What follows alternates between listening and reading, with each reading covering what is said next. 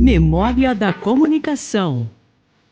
A história viva da comunicação em Ribeirão Preto.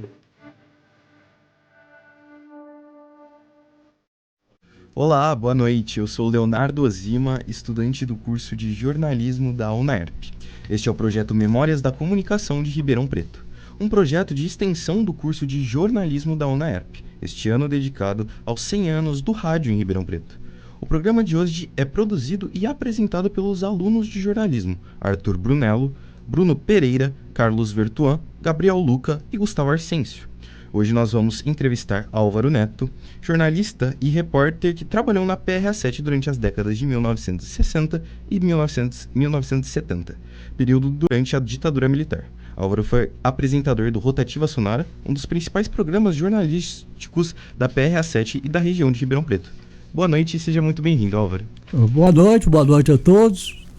Estamos aí à disposição para que vocês façam as perguntas e que a gente possa esclarecer a história da PRA7, a importância dela, o que ela foi, a primeira do interior, a sétima do Brasil, um sonho do seu Bueno, que se ele tivesse mais 2 anos, ele teria colocado a primeira televisão de Ribeirão Preto, já estava tudo comprado, tudo montado, mas infelizmente ele faleceu, um sonho que se perdeu.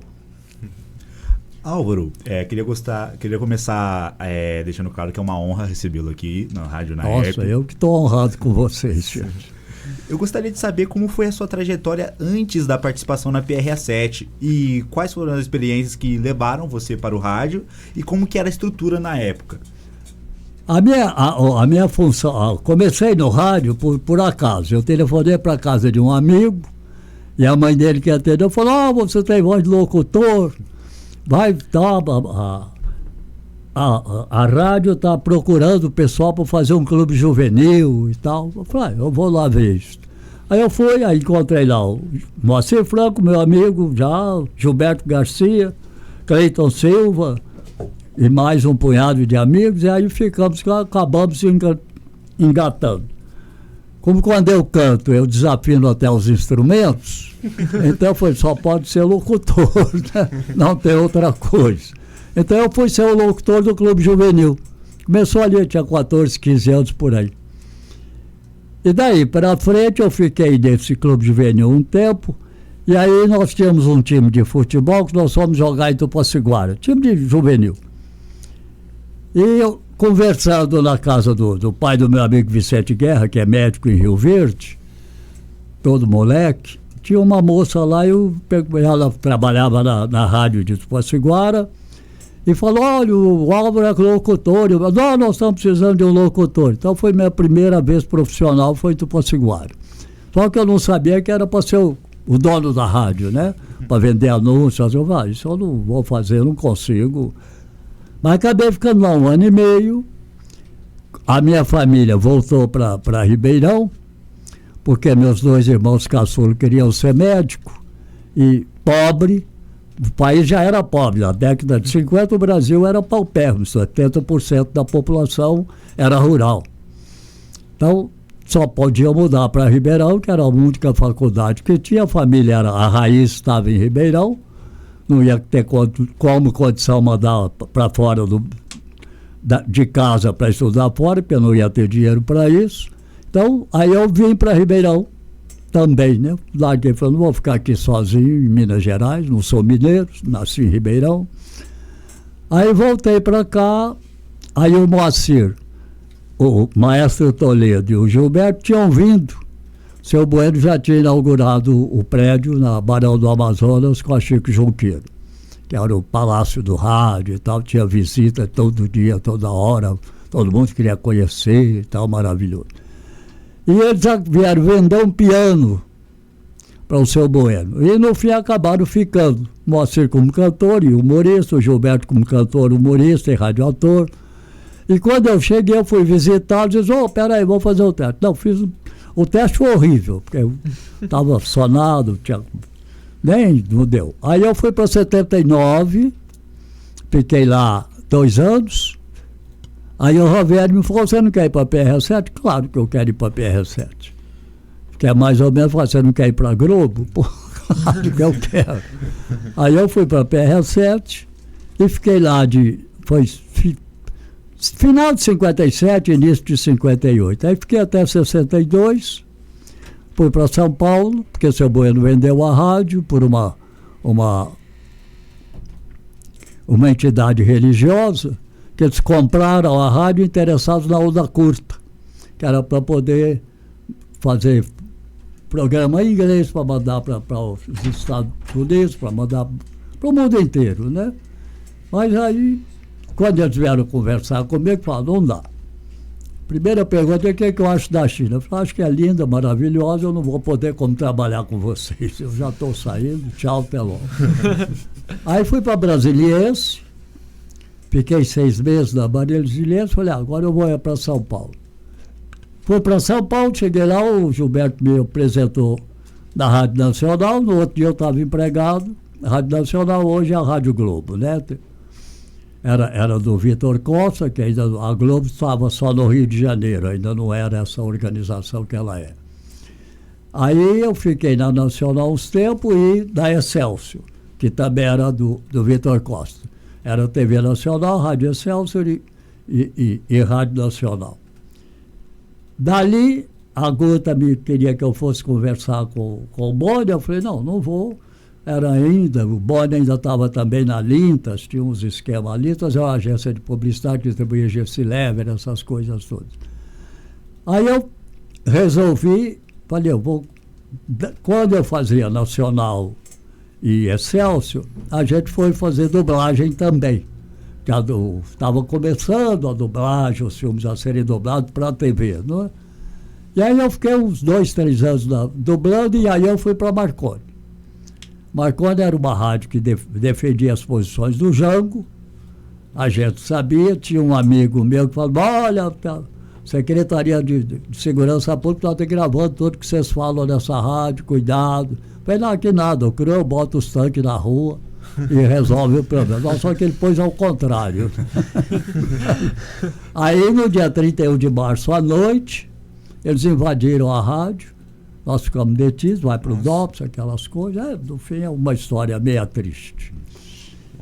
E aí quando a gente terminou essa coisa toda, eu falei, não vou ficar em São Paulo, por 2 motivos. São Paulo ninguém te conhece. Se eu sumir aqui, ninguém vai ficar sabendo. Eu vou voltar para Ribeirão, porque pelo menos lá eu tenho família, tenho amigos, se sumir ficam sabendo. Que a coisa estava realmente muito triste, né? O Roberto Miller, que já estava em Cubatão, ele era presidente do Sindicato dos Metalúrgicos de Cubatão, já estava preso, já estava no Raul Soares, que era o navio, que estava fundeado em alto mar. Ninguém sabia, vai jogar esse pessoal no mar, não vai, o que vai acontecer? Porque esse primeiro momento da ditadura, do golpe, você fica sem saber o que vai acontecer com tudo. Você não sabe qual é a cabeça de quem que está mandando e como é que vai ser. Depois você acostuma. Aí eu vim para Ribeirão, voltei e fui para a PRS7. Ainda o Pedrinho Giacomini me convidou, o Iris Mendes Ribeiro, me convidar para ser o chefe do jornalismo. Eu vou para lá. Aí fiquei até 71, quando o Sebastião Porto montou a Renascença, que é hoje, é a de vocês. Montou a Rádio Renascença e me convidou, insistiu, eu falei, Porto, eu estou bem na PRS7, você precisa me ajudar. Então eu fui para a Renascença, começamos a fazer um bom trabalho, ela começou a crescer, subir na vida, subir na audiência, e eu fazia também o Diário da Manhã, porque aí a PRS7 já era do Tiziano Mazito, que ele comprou, e aí o Diário da Manhã era dele também. Então a gente foi fazendo Diário da Manhã, jornal e rádio. Antes disso, nesse ínterim, quando era do seu Bueno, os filhos dele, o Jaime Bueno e o Rubens Bueno, inauguraram a Cultura. E aí o seu Bueno, eu, Porto Alegre, acho que mais um que eu não me lembro, que nós liberou para fazer PRS7 e Cultura. Então a gente trabalhava nas duas durante um bom tempo. Aí depois eu saí da Renascença, quando o Ricardo Ribeiro e a Elmara compraram. Aí eu fui para o jornal, para o Diário da Manhã, fui ser editor do Diário da Manhã durante um bom tempo.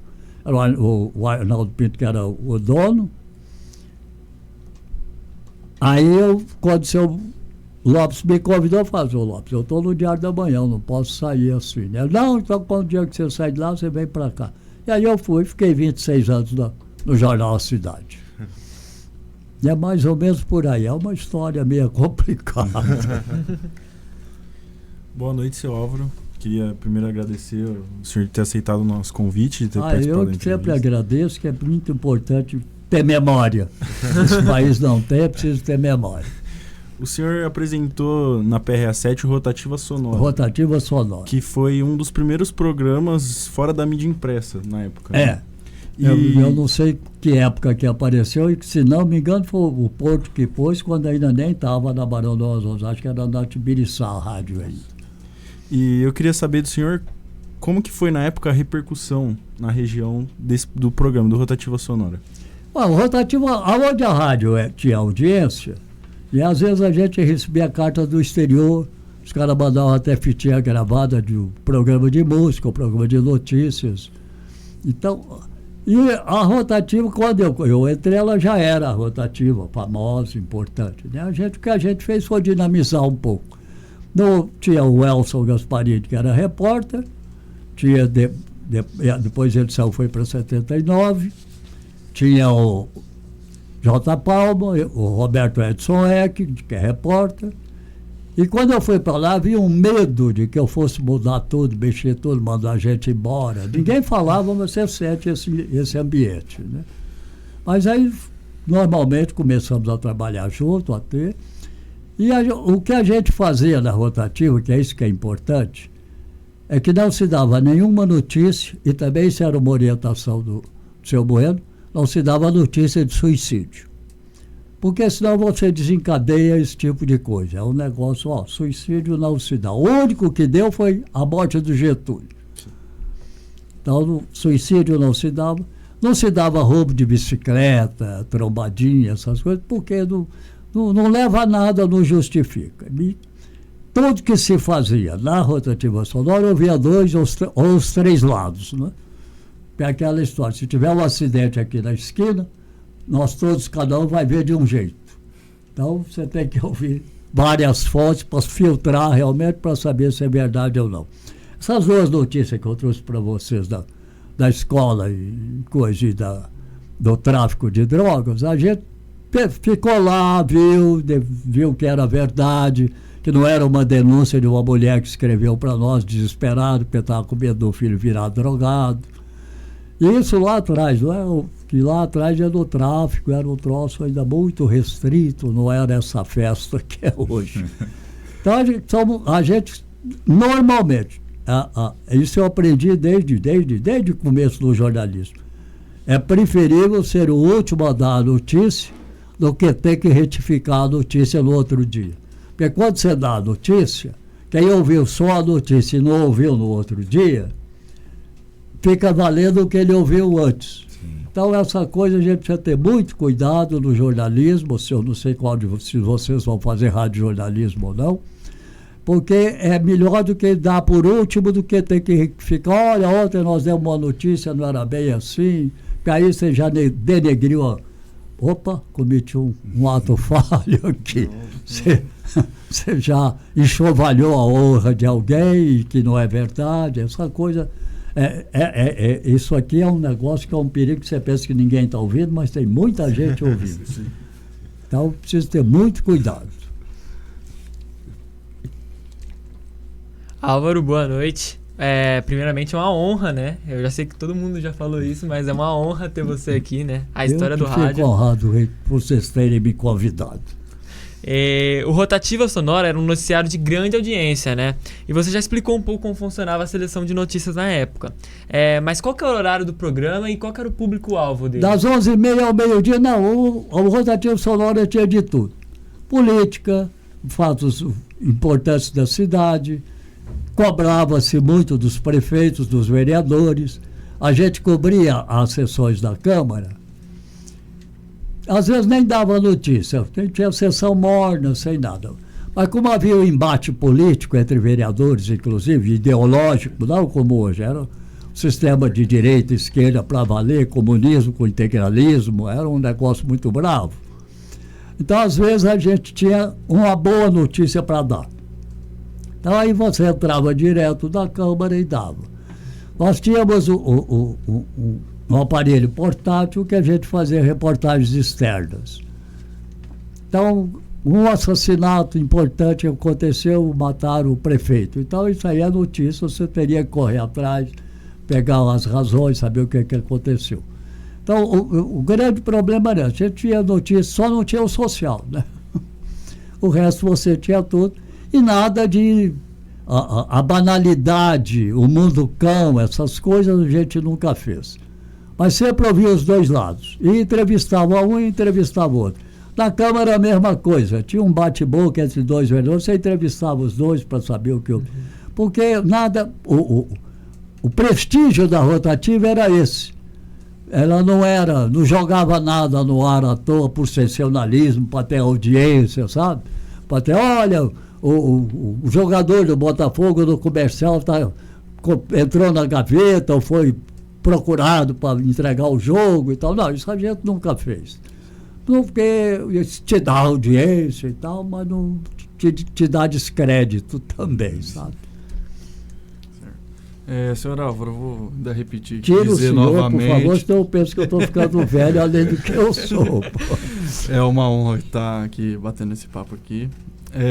Eu gostaria de perguntar se, tipo, Rotativa Sonora e a PRA7, assim, que o senhor acredita, assim, do impacto que eles tiveram na opinião pública regional na época. É o mesmo que a gente tinha em Ribeirão. Então, toda a região ouvia a PRA7. A PRA7 tinha rádio-teatro, que eram as novelas, porque não tinha televisão, então todo mundo ouvia rádio-teatro. O rádio-teatro da PRA7 era tão importante, eu sei porque eu fiz rádio-teatro. Era tão importante que a gente virava personalidade, como são hoje os atores de televisão. Você saía na rua. Então, era de manhã, às 10 horas tinha uma novela. À tarde tinha o Boa Tarde a Mulher, que era gravado também, o programinha de fofoca que a Guta fazia. O fulano está namorando, não está, até a fulana tem uma mulher atrás dele. Aquelas coisas de fofoca, realmente. E tinha depois, nós fazíamos, eu acho que era 6 horas da tarde, não me lembro bem, a Botica do Neto. Era eu que fazia o Matuto, o Rubens Vital que fazia o dono da coisa, e o Gilberto Garcia que fazia o palpiteiro dos dois lados. Então, eram as críticas sobre o trabalho do prefeito normalmente. Você viu, o homem fez isso. Não, mas não devia ter feito, podia ter feito outra coisa. Então era um programa, inclusive, ao mesmo tempo de críticas, mas também de, olha, você solucionar isso.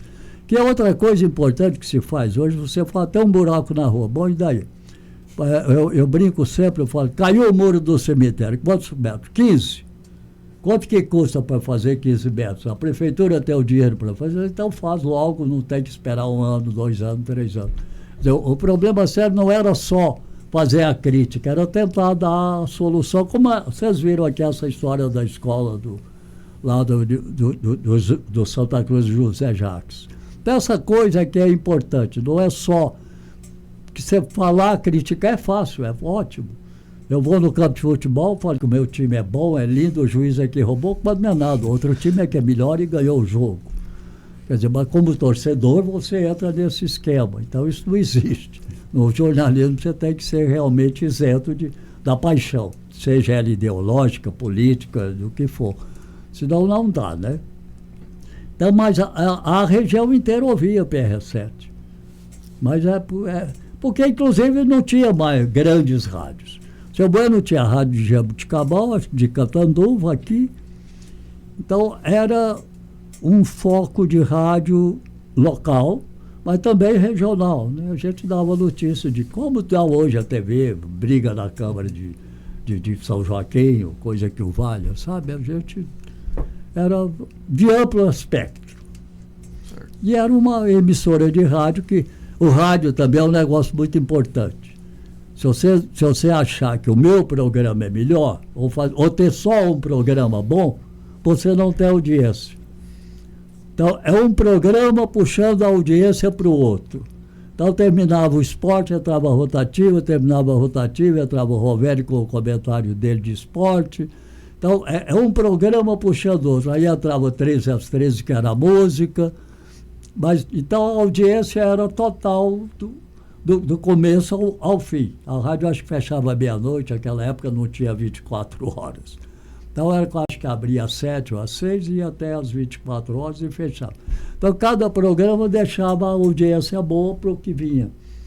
Porque não adianta você ter 2 programas com grande audiência se o resto da coisa. Aí você não tem o patrocínio. Então, nós tínhamos grandes empresas. Antártica, GC Lever, acho que era óleo, tinha um óleo, todos os sabonetes. Então eram, sabe, das empresas, porque nós gravávamos o Levertimento, que era da GC Lever, era um programa humorístico, que era gravado em Ribeirão, acho que no Rio de Janeiro, e corria as fitas para o país inteiro. Então isso já era um valor que a PR7 tinha conquistado nesse tipo de coisa. As novelas, a mesma coisa. Então, a PR7 foi, além do mais, uma escola do rádio. Ela criou radialistas, ela criou radiatores, e ao mesmo tempo ela educava, porque tinha um centro de debates culturais, ela tinha às segundas-feiras um piano ao cair da tarde. Então, sabe, ela educava, nós educávamos. Ela tinha uma escola, a PR7, uma escola para pessoas carentes. Ela criou uma escola. Então, esse é o problema sério. Nós tínhamos o Citroën, que era um monte que rodia, e a gente fazia reportagens, que não é só pegar o que alguém denunciou ou falou que tem um buraco na rua. A gente ia ver se tinha um buraco mesmo, o que é. Porque senão também, né, tem lá 2 paralelepípedos fora, isso não é notícia. Seu Álvaro, eu queria saber qual a importância das programações de rádio na política, né, dessa época tão conturbada que a gente passou no nosso país, e qual era o nível de responsabilidade dos jornalistas da época em relação a essa influência. Em relação a quê? A essa influência. Não, o problema é o seguinte, você tinha que ter muito cuidado no que falasse. Não é autocensura, você só dava... A gente dava de tudo, prisão, dava de tudo. Menos que tinha tortura, porque você não podia provar, senão você ia ser torturado também. Então, esse tipo de coisa que é a diferencial. Você tinha que ter muito cuidado, medir muito bem as palavras e falar pelas entrelinhas, né? Aí você denunciava, havia desaparecimentos, olha, sumiu fulano, ninguém sabe o que aconteceu, mas com muito cuidado. Há um episódio que o Mesquisa que sofreu esse episódio, acho que ele tocou, para não dizer que não falei das flores, e o coronel Chamiot foi lá, queria prendê-lo, foi uma loucura. Então, sabe, não sei nem se foi o Chamiot ou se foi outro coronel, que era o chefe da 5ª CSM, porque eles se achavam donos de Ribeirão. E apesar de tudo eram, porque a cidade cultuava eles como se fossem. Então eles eram paranifos de debutantes, eles eram, sabe, havia todo um aparato. E para vocês terem uma ideia do que é a ditadura, que é isso, que é importante, minha mulher se formou na Faculdade de Medicina da USP aqui em 68. O paranifo foi o Luiz Carlos Raia e o patrono foi Dom Helder Câmara. Foi proibido o discurso, então foi um velório. O Moura Gonçalves era o diretor da faculdade. Então não vai ter trombeta, não vai ter hino nacional, não vai ter guarda de honra, não vai ter nada, já que está proibido.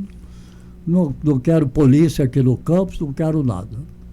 Então foi um velório, chamou todo mundo, colou grau, saiu, foi embora. Não sei nada. para ver o que é a ditadura. O pessoal fala muito, eu vejo de vez em quando, porque tem ditadura. Gente, vocês não sabem o que é a coisa. Ditadura é Putin, ditadura é Maduro. Ditadura está aí no mundo para você ver que é ditadura, gente. É um troço que assusta, sabe? Então, se fala muito, o Holocausto. Não é só o Holocausto. A União Soviética perdeu 20 milhões de homens. Stalingrado ficou 3 anos cercado, morrendo de fome, o pessoal com as forças do Hitler. Então, essas coisas, é preciso a gente ter muito... por isso que eu falo, é preciso ler, é preciso ter memória, saber o que aconteceu, o que não aconteceu, como é que aconteceu. Porque a gente fala muito do Maduro, fala do Pinochet, fala da Argentina, e esquecemos de nós. Isso é muito importante. Eu me lembro que eu mandei um recado para um cara que eu falei que ele não ia ficar mais em Ribeirão. Eu falei, eu tenho 3 tios general, tenho 2 primos coronel, não tinha nada, né? Eu blefei. Não, e acontece que não é. É que eu acho que eles ficam 2 anos só e depois é transferido, qualquer coisa. E aconteceu, o Alvo tem força, né? Tirou o cara. Que é isso, gente? A gente blefa. Sim. Faz parte do jogo, blefar.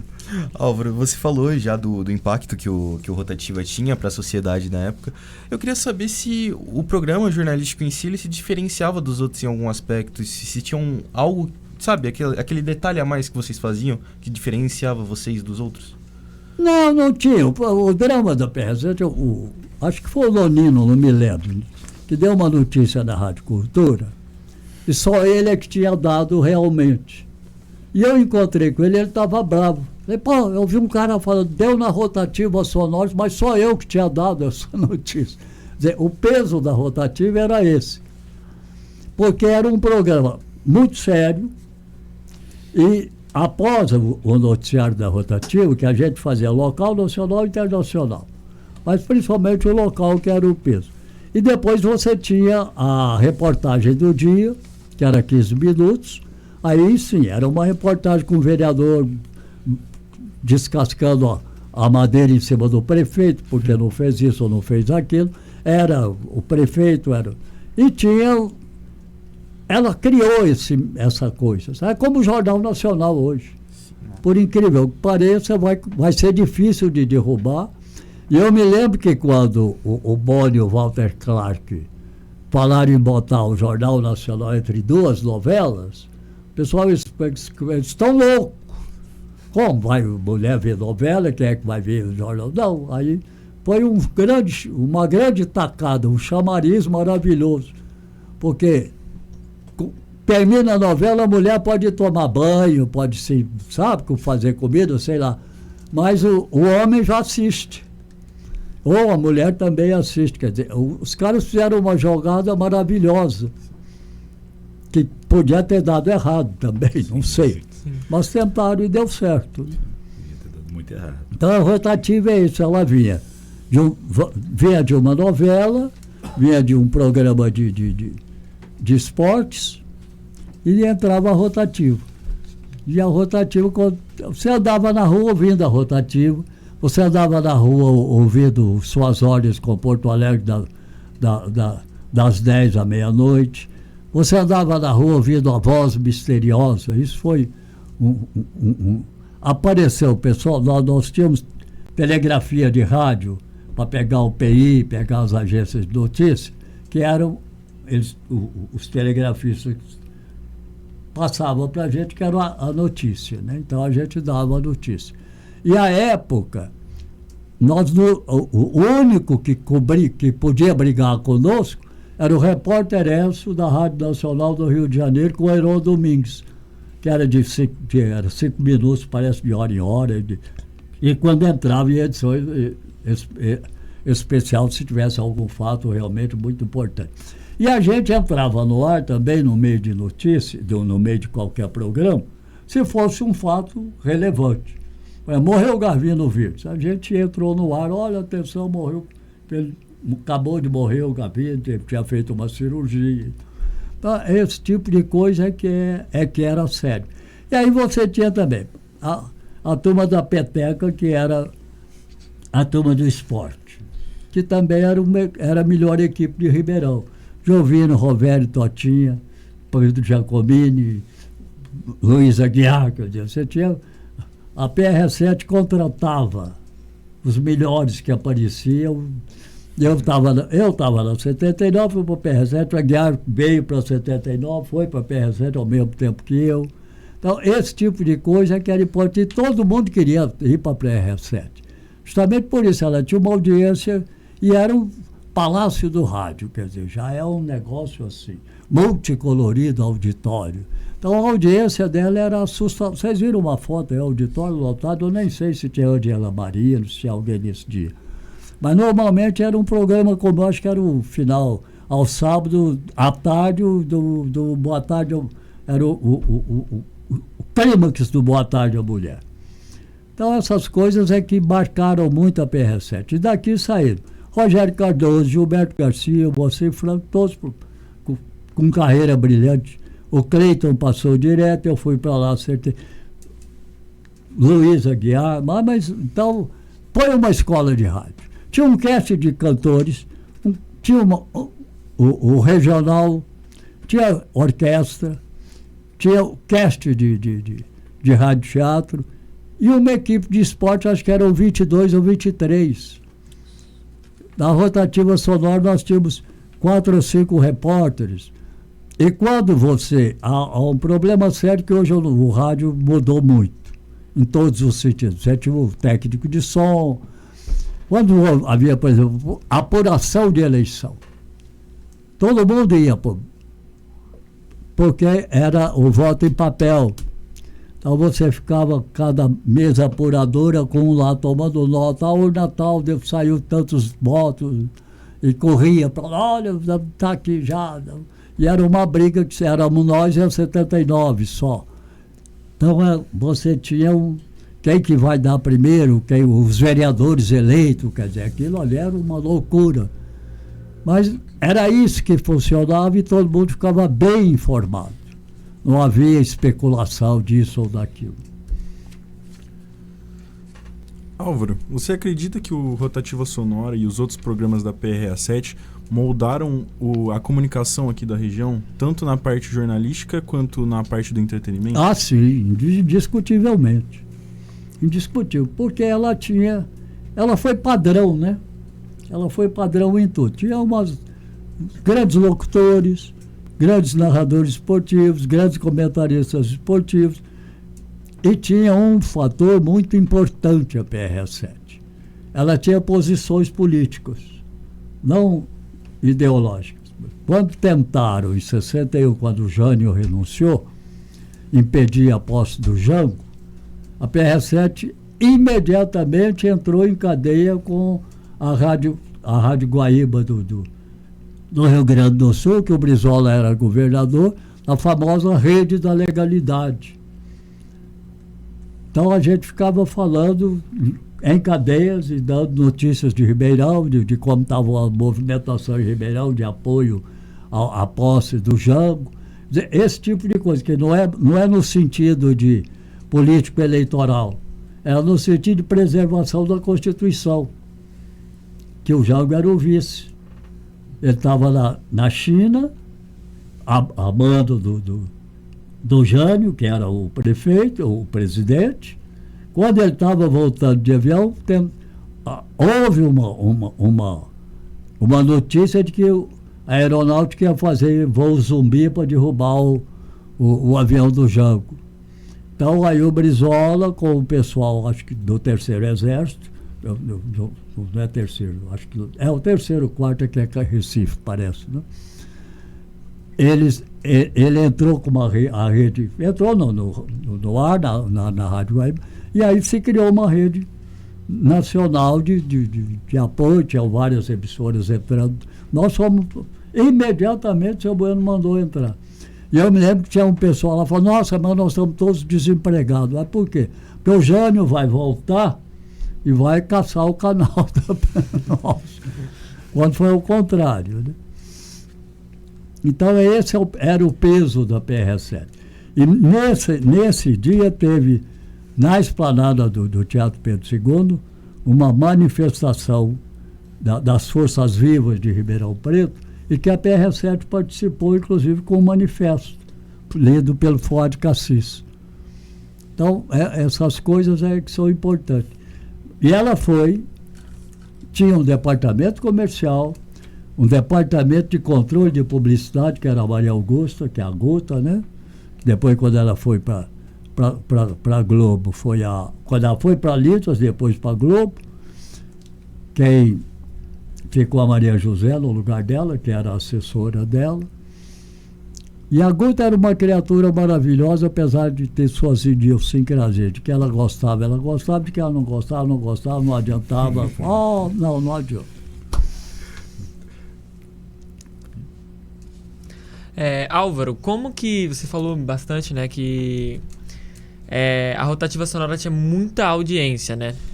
E que ela carregava essa audiência pro restante da programação da PRA7. E também tinha os palcos, né, que tinham os negócios. Como funcionava essa relação entre a audiência que estava presente e a audiência que estava lá fora? Como você diz, alguém que estava presente fora? Quem escutava de casa mesmo. O ouvinte? Uhum, nossa. Ouvinte. Não, a relação não tinha como você medir. A única medição que a gente tinha é que de cada 100 rádios, 80 estavam ligados na PRS-7. Isso era indiscutível. Uhum. Na Rotativa Sonora era isso. E no esporte também. Porque, inclusive, eram só 2 emissoras. Depois vieram a Cultura, depois veio a Brasiliense, depois veio a Renascença. Então aí começou a diluir um pouco, mas aí eu já estava em São Paulo, não faço a mínima ideia do... Mas, na realidade, sabe aquela coisa de marca? Que marcou? Por exemplo, tem uma historinha que eu não sei nem se é verdadeira, pode até ser folclore, que o Fuad criou um texto para a Antártica, que é Antarticamente. E que o cara da Antártica falou, não, de jeito nenhum, você é louco, a Antártica não mente. Antártica é Antártica. Antártica tem cerveja boa. Então, não sei nem se é folclore isso, mas... Então, esse é o problema da PRS-7. Agora, o que a gente tinha era realmente um cuidado assustador de não falar besteira por causa disso. O peso da PRS-7 era grande, sabe? É mais ou menos o arcebispo falando na missa, é o Papa falando lá para os católicos. É um peso pesado, grande. Você tem que ter muito cuidado, saber onde é que você está, não falar besteira e não esquecer uma coisa importante, que às vezes o microfone está ligado e você acha que está desligado e aí você começa a falar bobagem. Fulano safado. Isso é sério também. Álvaro, você falou da sua atuação política um pouquinho, né? E eu queria entender como que era essa relação sua com a política e com não só a função sua no jornalismo, mas também com o período, né, que você viveu do regime militar. Então eu queria que você relacionasse um pouco dessa política tanto com a função de jornalista quanto com o período que você viveu. Não, o problema é que desde moleque eu fiz política na vida, né? E eu militei no Partido Comunista durante um bom tempo, eu acho. Então, a minha relação era muito diferente. Eu nunca misturei a minha posição política, os meus apoios políticos a algum candidato, nada disso. Porque eu acho que você tem que separar bem o que é jornalismo e outra coisa. Você tem que obedecer também qual é a orientação de cada jornal e de cada emissora de rádio ou de televisão que você trabalhar. Se você tem uma emissora que é pró-governo, você pode até dar uns pitacozinhos e tal, mas nada que possa quebrar essa posição da coisa. Eu, no rádio e no jornal a mesma coisa. O seu Lopes, que era o dono do jornal, falou assim, cada um escreve o que quiser no meu jornal e me dá o direito de eu publicar o que eu quiser. Ou seja, então, sabe, esse tipo de coisa que era. Mas eu sempre tive muita liberdade. Trabalhei com o Tiziano, que era capitão do Exército, da Reserva. Então, porque a gente sabe fazer jornal e sabe fazer notícia. Notícia é coisa fácil, só é o que eu falo. ouviu os dois lados, não errou.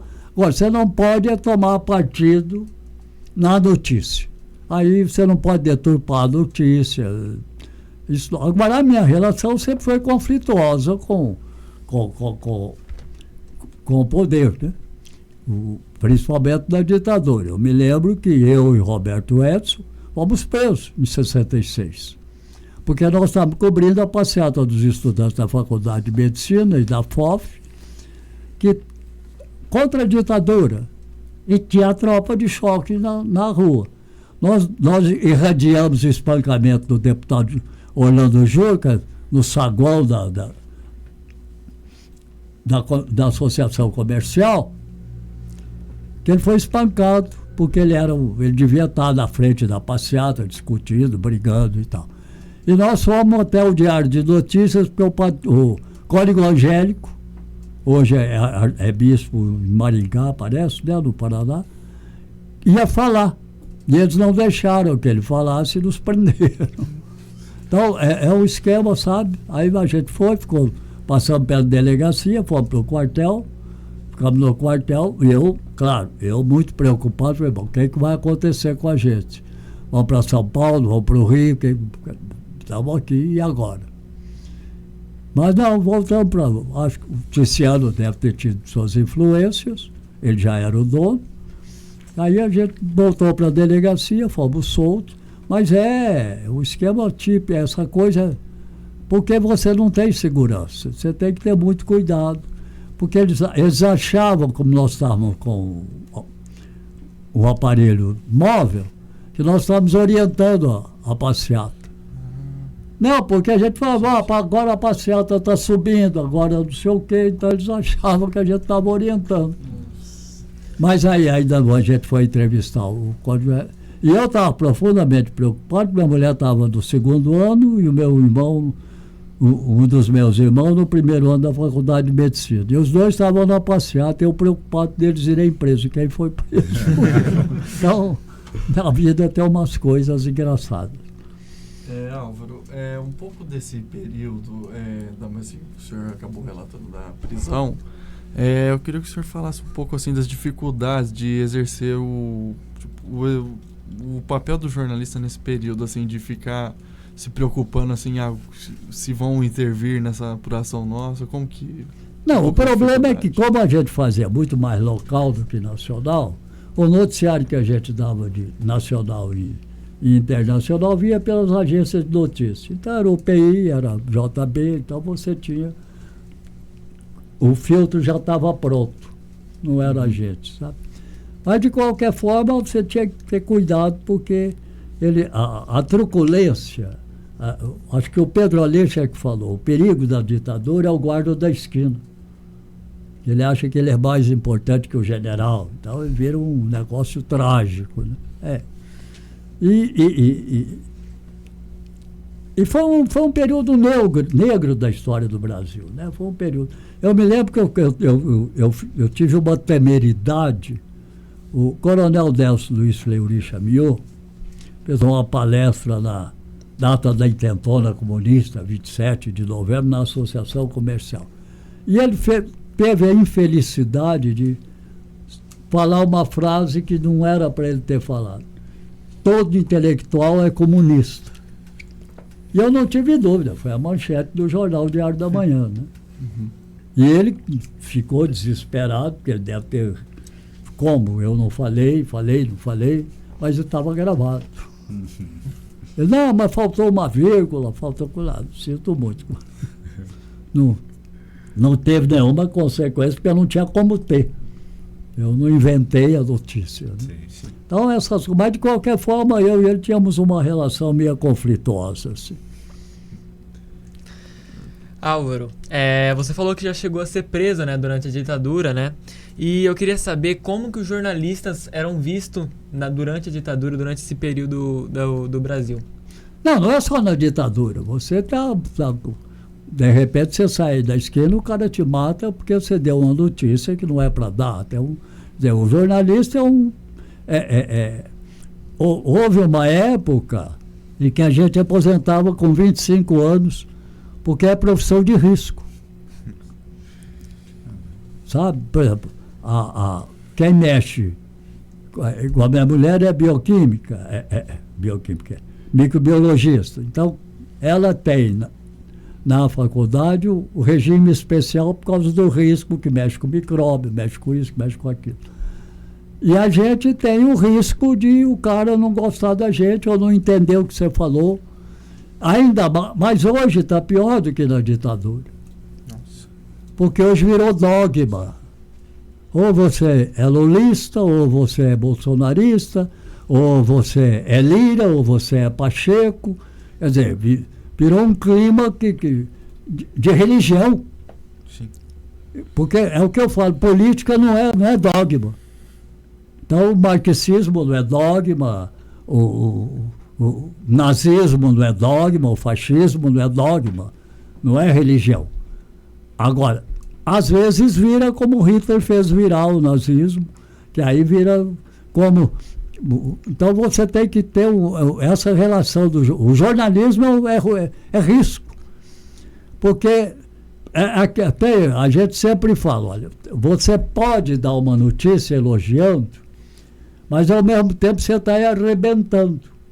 Eu posso falar assim, olha, tal bar é uma mentira danada que está correndo um boato aí, que os garçons deles são leprosos. Isso é uma mentira. Não, eu só ouvi que lá tem leproso. Eu não vou nunca mais nesse bar. Sabe, esse tipo de coisa que é sério. Se você quiser inverter a coisa, você inverte. Você elogia, mas ao mesmo tempo você coloca no ar alguma coisa que não vai para ser desmentida. É muito triste. A rotativa sonora é um exemplo que eu dou sempre. Se a rotativa sonora desce, o Papa morreu, ou mataram o prefeito, ou coisa que o valha, a Cúria em 5 minutos, Metropolitano, o arcebispo já estaria dizendo que é mentira e tal, já emitia como... Mas quem só ouviu a rotativa sonora, também ia continuar falando, você viu, o Papa morreu. Então, esse é um problema sério do jornalismo. Você tem que ter um cuidado extremo, e não é porque é ditadura ou deixa de ser ditadura, sim, ou deixa de ser, ou quem vai ser o candidato, quem que não é candidato, porque você acaba com a vida da pessoa. Isso é um negócio assustador. Bom, e o Memórias da Comunicação de hoje vai chegando ao fim. Eu gostaria de agradecer ao Álvaro mais uma vez pela disponibilidade. Eu só espero que eu tenha realmente elucidado algumas coisas. Fica tranquilo. E deixado algumas lições boas para vocês. Foi uma aula aqui pra gente. Foi uma aula de jornalismo. Inclusive, se o senhor achou que ficou faltando alguma coisa, se o senhor gostaria de falar mais alguma coisa. Não, só dizer que eu fico muito feliz de ter um projeto como esse, que a gente precisa de ter memória. Não é só de jornalismo, não é só de rádio, não é só de um determinado tempo. Acho que precisa ter memória de futebol. Por exemplo, alguém lembra qual é a escalação da seleção em 66? Não lembra. Então, sabe, é isso que eu digo, nós não temos memória. Ninguém lembra que o Chico Alves morreu, ninguém lembra que o Jango, até hoje não se sabe se foi assassinado ou não, se o JK foi assassinado ou não no acidente que teve com ele. Então, essas coisas a gente tem que relembrar sempre a história, que é para não cometer de novo a mesma história, né? Claro. Principalmente quando ela é triste. Sim. E o mais, agradecer vocês e dizer que, olha, eu acho brilhante esse projeto que vocês estão fazendo, e quanto mais gente vocês puderem ouvir, é melhor. Não, porque vai morrendo, né? A vida é finito. É um negócio sério. Eu vou agradecer também aos meus colegas, Arthur Brunello. Obrigado, pessoal. Obrigado pela noite. Bruno Pereira. Muito obrigado, Álvaro. Muito obrigado, ouvinte. Carlos Vertua. Obrigado a todos. Obrigado, Álvaro. Boa noite. Gabriel Luca. Muito obrigado, Álvaro. Muito obrigado, ouvinte.